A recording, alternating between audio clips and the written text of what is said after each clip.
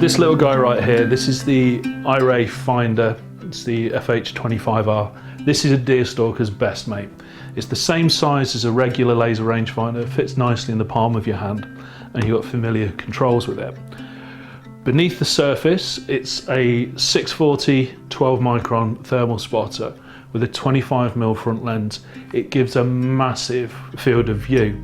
You've also got a built-in laser rangefinder that's accurate out to 1,000 meters. So not only can you spot quarry, which for things like Chinese water deer in the big fields is excellent, you can also get a range on them, so you know how far the quarry is and how far you've got to stalk in so you can get to them.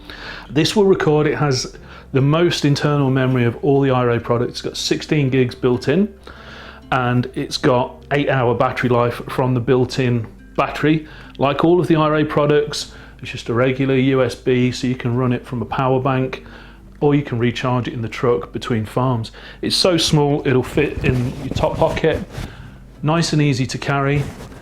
And there's two versions of the Finder series. Again, we have a 640 version, which is the FH25R, then we have the FL25, which is the 384 version. So we've got something for each budget and each performance requirement.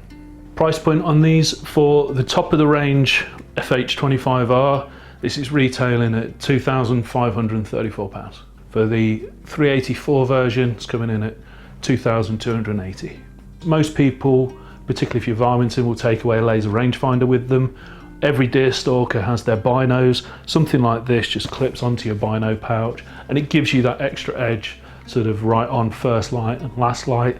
Also in the middle of the day, in the woods, seeing things move, deer move so quietly, this gives you the edge over them.